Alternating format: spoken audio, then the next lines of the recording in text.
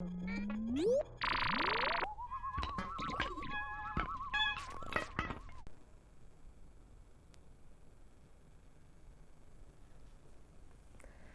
à toutes et à tous et bienvenue pour ce 6e et dernier live sur l'exposition Quand la forme parle, nouveaux courants architecturaux au Japon de 1995 à 2020. Sur le dernier live, on avait parlé de la 3e thématique de l'exposition qui est le rapport entre public et privé. Aujourd'hui, on va revenir sur cette 3e thématique avec un type de projet qui est très représenté dans cette exposition, qui est la maison privée.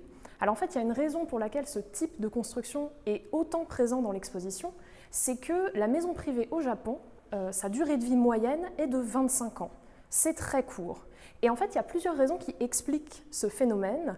La première, c'est que le côté éphémère de l'architecture, il est très ancré dans l'architecture traditionnelle japonaise, où les matériaux qui sont utilisés sont le bois, le papier, qui sont soumis à des conditions climatiques qui sont assez agressives pour de l'architecture, notamment le climat humide, mais aussi les tremblements de terre, évidemment. Et donc, finalement, il est très ancré dans la tradition japonaise que l'architecture, elle est destinée à être renouvelée, détruite et reconstruite de manière très régulière. Et ça, finalement, ça s'est prolongé jusqu'à nos jours. Et la deuxième raison, c'est que les contraintes urbanistiques au Japon, elles sont beaucoup moins fortes qu'en Europe. Et donc, vous avez des architectes qui peuvent répondre à des commandes privées avec des formes très très étonnantes. Et donc, on peut vraiment s'intéresser à comment je réponds aux besoins, aux demandes d'un commanditaire privé. C'est pour ça qu'en général, les rues japonaises sont assez étonnantes parce que vous avez des bâtiments de tout type qui se côtoient. Et donc, la maison privée, au fil des années, c'est devenu un vrai terrain d'expérimentation pour les architectes. Et ça permet évidemment aussi à beaucoup de jeunes architectes d'accéder à la commande très tôt, beaucoup plus tôt qu'en Europe.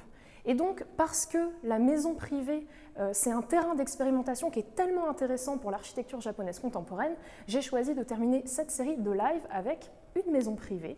Cette maison, c'est la maison à Miyamoto par l'architecte Shinada Yo. Vous en avez une photographie juste ici. C'est une maison qui est à Osaka, qui a été construite en 2017, qui est donc une commande d'une famille de 3 personnes, les parents et leurs filles. Et alors, vous le voyez ici sur la photographie, d'extérieur, on a une maison en apparence très simple, un toit plat, une forme rectangulaire, visiblement 2 niveaux, rez-de-chaussée et premier étage.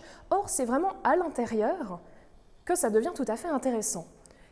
Parce que la commande qui est présentée à Shimada Yo, l'architecte, c'est que cette famille de 3 personnes, ils veulent un intérieur complètement ouvert, où les objets n'ont pas besoin d'être rangés dans des placards cachés.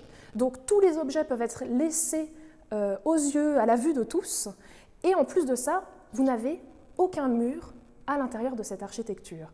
Et alors si vous observez la maquette, on aperçoit la solution qui est choisie par Shimada Yo pour répondre à cette commande, c'est qu'à l'intérieur, vous n'avez pas du tout un rez-de-chaussée et un premier étage, vous avez en fait 7 niveaux différents avec une série de plateaux suspendus. Vous en avez 13 en tout, et en fait, vous pouvez circuler librement d'un plateau à l'autre. Ils sont à 70 cm superposés les uns au-dessus des autres. Donc en fait, si vous commencez le circuit, on commence ici, on monte ce petit meuble à 3 marches, on arrive sur ce plateau qui est en fait la cuisine et la salle à manger, on continue par le petit meuble qui est un petit peu caché, pour finir par aboutir au salon, qui est ce grand plateau carré qui est en fait le plus grand de la maison.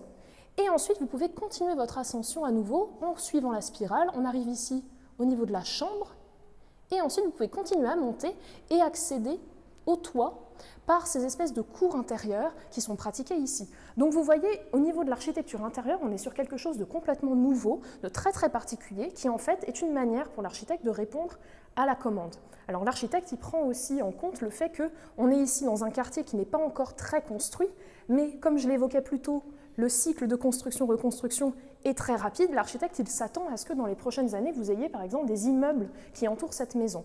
Et donc, au lieu que vous n'ayez que les fenêtres qui apportent de la lumière, et bien en fait l'éclairage principal, c'est cet éclairage zénital par le toit terrasse qui permet de baigner de lumière cet espace entièrement ouvert. Donc au final, vous avez un espace qui est très lumineux, peint en blanc en plus, donc très lumineux, très ouvert et aussi très flexible puisque la circulation d'un espace à l'autre, elle se fait de manière complètement libre. Vous pouvez passer par l'endroit où vous voulez Et puis en plus de ça, l'espace il est aussi flexible parce que cet écartement que je mentionnais de 70 cm entre chaque plateau, ça fait que quand vous êtes sur un plateau donné, vous pouvez vous servir du plateau supérieur comme d'un plan de travail, d'un bureau, d'un espace de rangement. Donc même le sol peut devenir un bureau, un espace de travail si vous le souhaitez. Alors forcément, quand on voit un projet comme celui-là, on s'interroge un petit peu sur la notion d'intimité à l'intérieur de cette architecture, sauf que là, la commande, en fait, elle demande vraiment à ce que l'espace soit complètement ouvert, et donc c'est le choix qui est fait par l'architecte.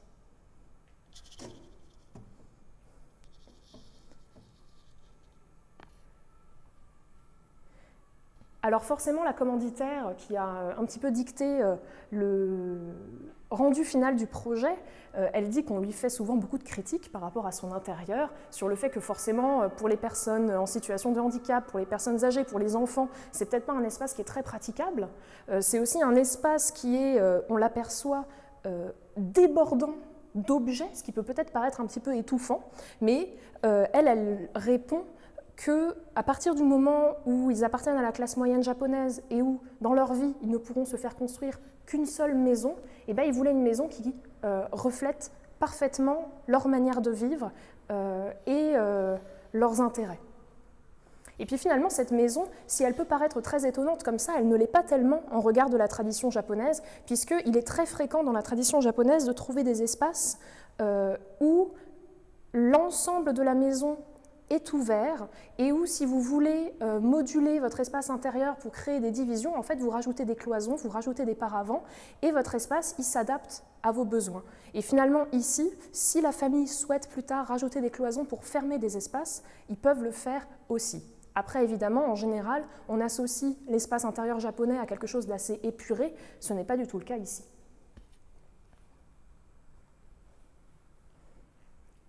Donc c'est avec ce projet assez atypique que nous clôturons notre série de live sur l'exposition Quand la forme parle. Cette exposition, elle sera ouverte au Frac Centre Val-de-Loire jusqu'au 7 mars. On espère très sincèrement pouvoir vous y accueillir très bientôt.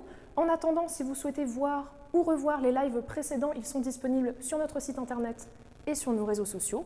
On espère en tout cas que ces lives vous ont plu. Vous avez été très nombreux à nous suivre et pour cela, on vous remercie très chaudement du fond du cœur. Si c'est un format qui vous intéresse et que vous aimeriez voir décliner sur d'autres expositions, sur des coulisses de la vie au Frac aussi, n'hésitez pas à nous en faire part. Et en attendant, je vous souhaite de très bonnes fêtes de fin d'année et à très bientôt.